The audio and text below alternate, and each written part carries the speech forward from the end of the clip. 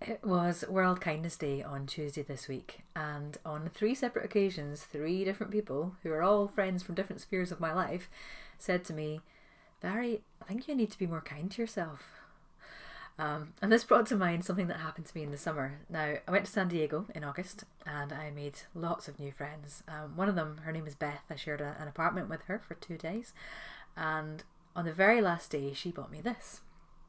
It says, she must first love herself. And she actually snuck it into my handbag on the last day as I was leaving to go to the airport.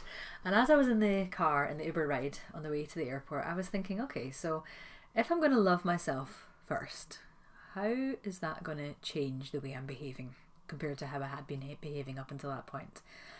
And it made me think, okay, so who do I love? My family. And I instantly thought of my daughter and my husband. And I asked myself, would I talk to them the way I talk to myself? No, absolutely not. I would, or at least I'd like to think, I would use kinder words. I would be more supportive. I would believe in them more than I believe in myself. But yet somehow it feels almost acceptable for me to be self-deprecating and to put myself down and to not believe in myself and to tell myself these stories about how I'll never do this, that and the other because I don't know, don't deserve it or whatever. The first time I ever came across this concept of practicing self-kindness was about 10 years ago now.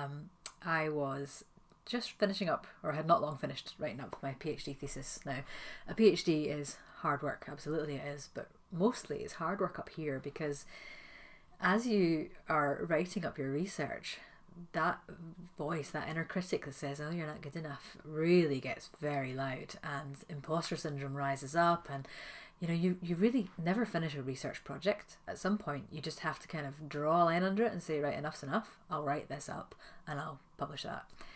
And I guess I had all that going on, but really my mental health was pretty poor, and I think, if honest, I was borderline depressed. Anyway, at that point, my husband, I think, got fed up of coming home and finding me crying on the sofa. I can't do this anymore.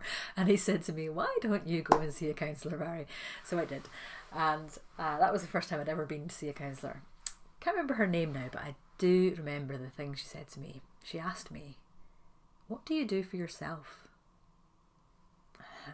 I was totally stumped. I don't know. What do I do for myself? I didn't have anything in my life, really, that I did. It was all about work. And she said to me, be kind to yourself. Why don't you go and do something that nourishes your soul, like feed the ducks or go for a walk in nature, but just be kind to yourself. And that was 10 years ago. And yet here I find myself 10 years on, still not having fully learned that lesson. You can possibly hear that my voice is a bit hoarse and croaky today. I've been off work this week with tonsillitis, and quite aside from that, actually, I also received a gift through the post from another friend, a book by Austin Kleon called Show Your Work. Now, I read that in one day, and it's been a long time since I've read a book in one day. In fact, the last time I did that was when I bought Harry Potter and the Cursed Child, and that was 2 years ago, and incidentally I was also off sick at that point too, but completely different story. What I think I really valued most though, so quite aside from all the things that I learned from reading that book, and I thought to myself, gosh, look what you've learned in just one day from reading one book. Can you imagine what else you could learn if you actually read some more? But I've told myself all this time that I haven't got time to read.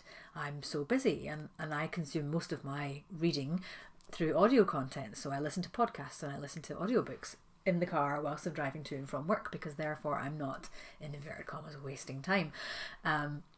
But what I think I really got from this week was space and time to be kind to myself. I actually, as much as I hated being ill, tonsillitis is horrendous. It was like swallowing glass every time I had to take a drink of water. But that time out, that time to reflect, and that time to look after myself and put myself first was really valuable. And so I've got a challenge for everyone who is watching this or who has read the blog post. And that is, I want you to think about one thing, just one thing that you're going to do differently this week as a consequence of this post. I want you to think of one thing that you're going to do differently that shows kindness to yourself? And then I'd love to hear all about it. So you can either leave comments on Facebook or other social media outlets, or send me an email. It's vary@essentialcancereducation.com. I'd love to hear all about it. So what one thing are you going to do this week that shows self-kindness? I'm going to go to bed half an hour earlier in the evening so that I can spend more time reading books. Maybe not this one because I finished it, but maybe this one that I bought months ago and still haven't finished reading. Or many of the other many books on my bookshelf that have remained unopened. So that's one thing. But actually I'm also going to do something else. And this one's quite hard. And I feel like if I don't say it out loud in public, I won't do it. So here we go. I am going to switch my phone off after dinner every evening this week so that I can fully be present with my family. We tell our daughter no screen time after dinner, and then the pair of us sit on our laptops or our mobile phones or tablets or whatever and hardly speak to each other, or we watch telly and we don't speak to each other. And actually I think we're missing out on a lot of quality time with one another. So I am going to commit to switching my phone off after dinner and not looking at it all evening, and then going to bed half an hour earlier so I can read a book. Actually that's two things, so I'm kind of cheating there. Still, I'm only asking you to do one thing and I'd love to hear what you do and how you get on with it. And I'll see you next week, where I'm going to be talking more about listening, our skills in listening, and how we can really listen to our patients more effectively so we can really hear what they're going through and what they really want and what they really need. Thanks, and hopefully next week I will have my voice back to normal.